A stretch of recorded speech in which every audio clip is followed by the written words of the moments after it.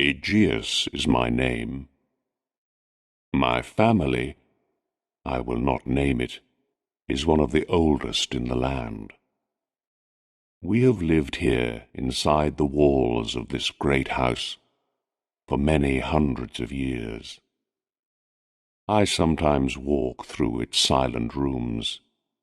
Each one is richly decorated by the hands of only the finest workmen. But my favorite has always been the library. It is here among books that I have always spent most of my time. My mother died in the library. I was born here. Yes, the world heard my first cries here, and these walls, the books that stand along them, are among the first things I can remember in my life. I was born here in this room, but my life did not begin here. I know I lived another life before the one I am living now. I can remember another time, like a dream without shape or body, a world of eyes, sweet sad sounds, and silent shadows. I woke up from that long night. My eyes opened, and I saw the light of day again, here, in this room full of thoughts and dreams.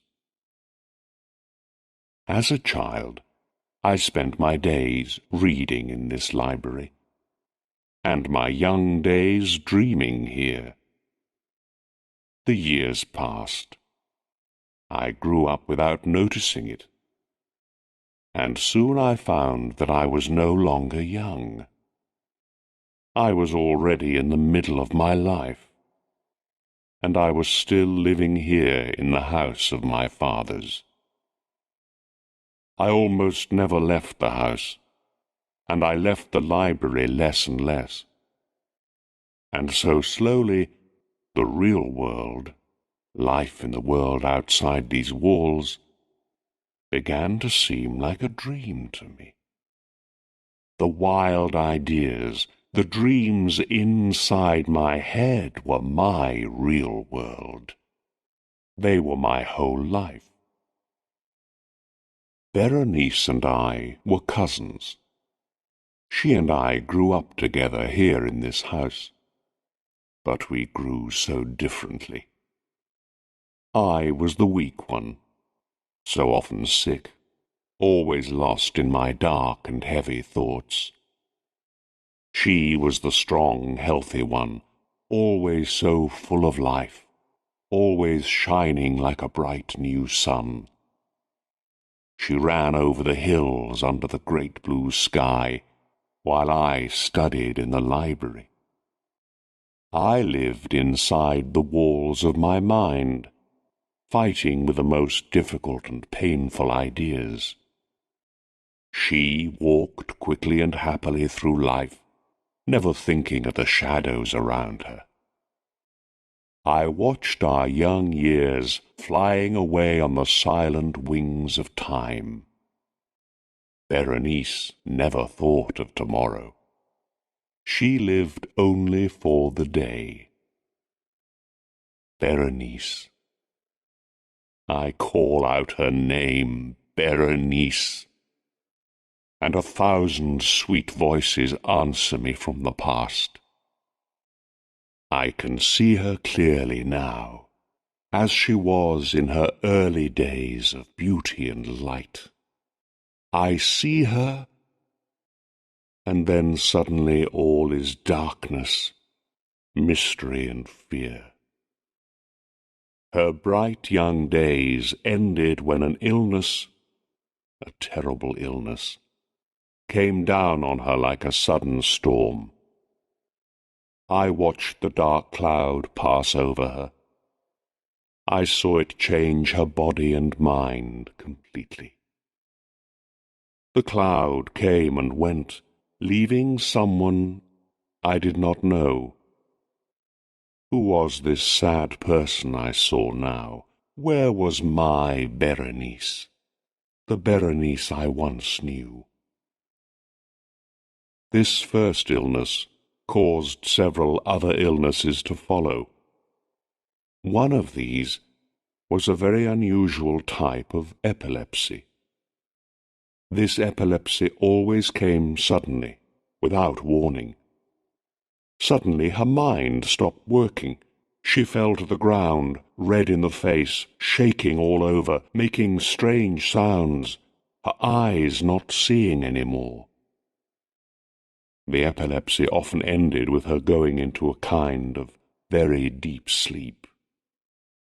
Sometimes this sleep was so deep that it was difficult to tell if she was dead or not. Often she woke up from the sleep as suddenly as the epilepsy began. She would just get up again, as if nothing was wrong. It was during this time that my illness began to get worse. I felt it growing stronger day by day.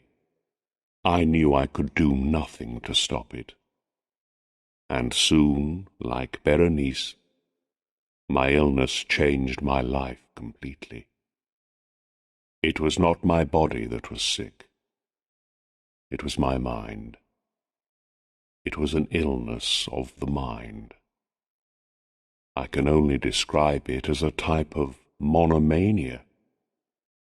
I often lost myself for hours, deep in thought about something so unimportant that it seemed funny afterwards. But I am afraid it may be impossible to describe how fully I could lose myself in the useless study of even the simplest or most ordinary object. I could sit for hours, looking at one letter of a word on a page. I could stay for most of a summer's day, watching a shadow on the floor. I could sit without taking my eyes off a wood fire in winter until it burnt away to nothing. I could sit for a whole night dreaming about the sweet smell of a flower.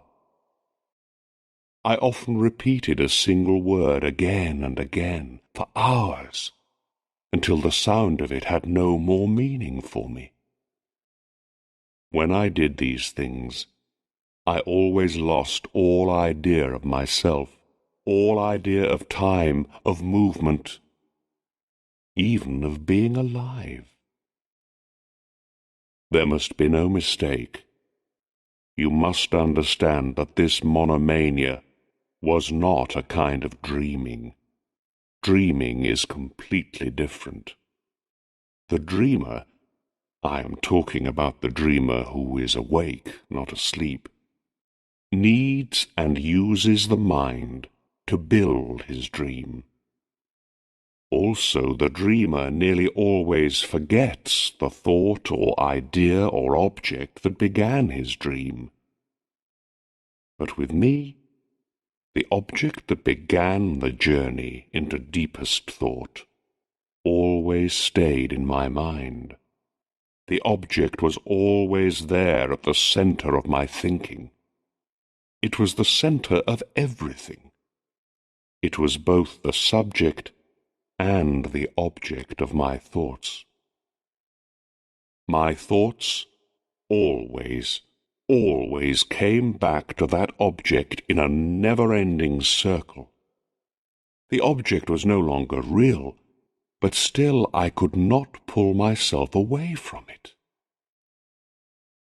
I never loved Berenice, even during the brightest days of her beauty. This is because I have never had feelings of the heart. My loves have always been in the world of the mind. In the grey light of early morning, among the dancing shadows of the forest, in the silence of my library at night, Berenice moved quickly and lightly before my eyes. I never saw my Berenice as a living Berenice. For me, Berenice was a Berenice in a dream. She was not a person of this world. No, I never thought of her as someone real. Berenice was the idea of Berenice. She was something to think about, not someone to love. And so why did I feel differently after her illness? Why, when she was so terribly and sadly changed, did I shake and go white when she came near me?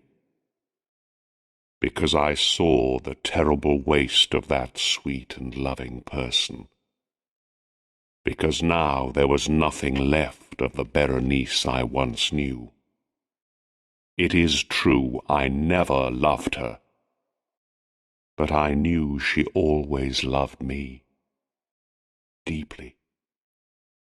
And so one day, because I felt so sorry for her, I had a stupid and evil idea. I asked her to marry me.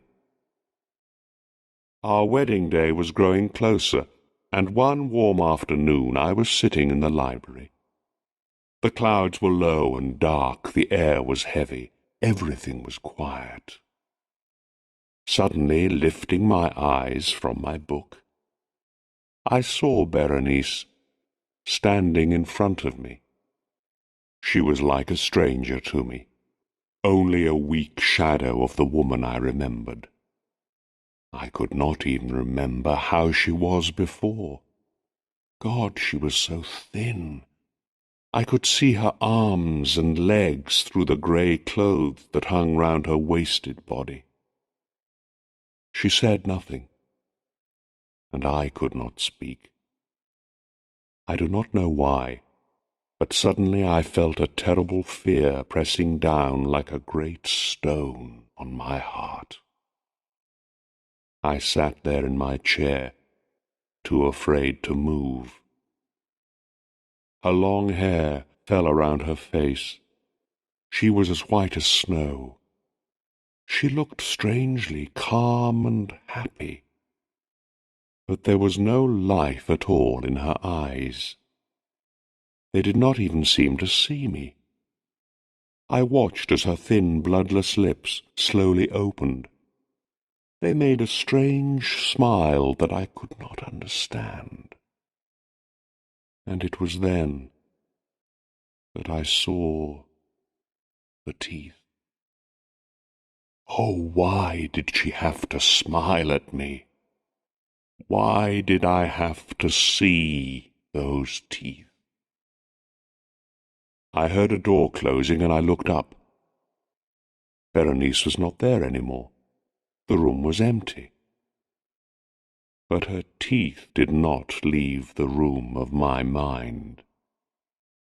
I now saw them more clearly than when she was standing in front of me. Every smallest part of each tooth was burnt into my mind. The teeth. There they were in front of my eyes, here, there, everywhere I looked, and they were so white, with her bloodless lips always moving round them. I tried to fight this sudden, terrible monomania, but it was useless. All I could think about, all I could see in my mind's eye was the teeth. They were now the center of my life. I held them up in my mind's eye, looked at them in every light, turned them every way. I studied their shapes, their differences, and the more I thought about them, the more I began to want them. Yes, I wanted them.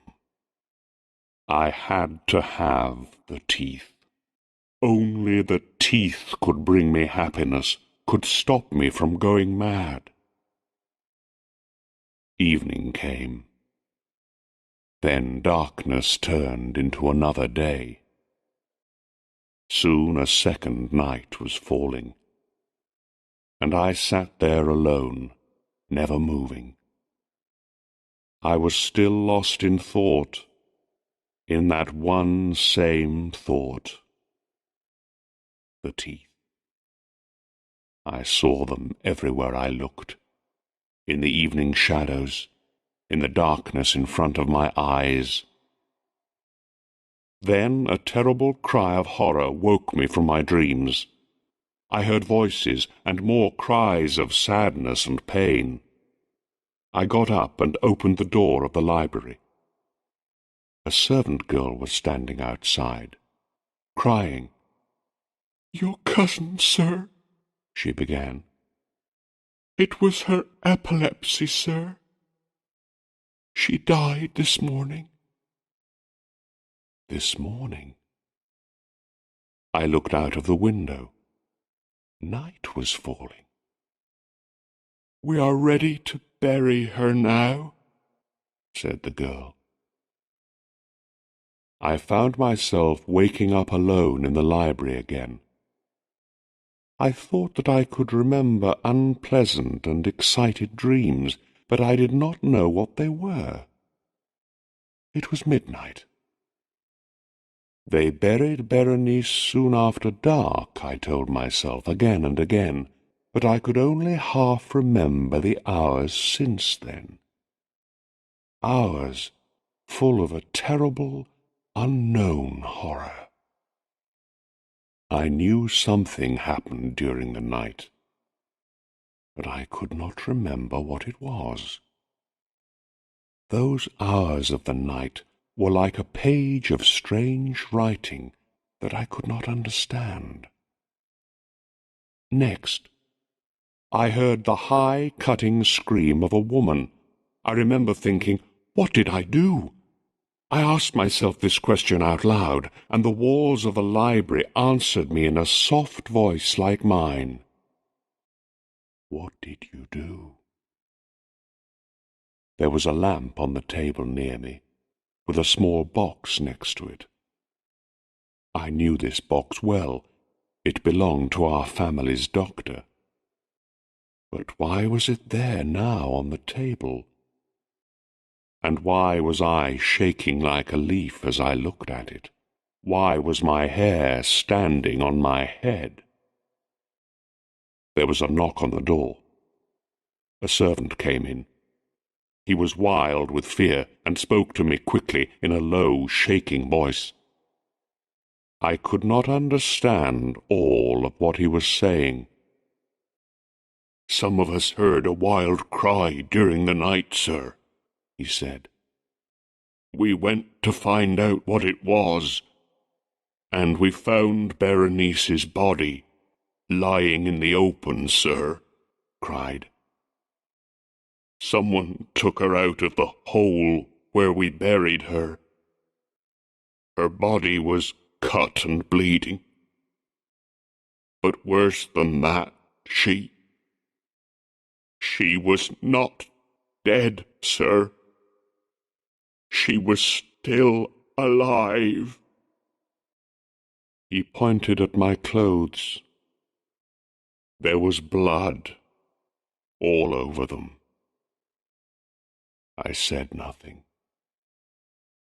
He took my hand. I saw cuts and dried blood on it. I cried out, jumped to the table and tried to open the box. I tried and tried, but I could not. It fell to the floor and broke. Dentist's tools fell out of it, and with them, so small and so white, 32 teeth fell here, there,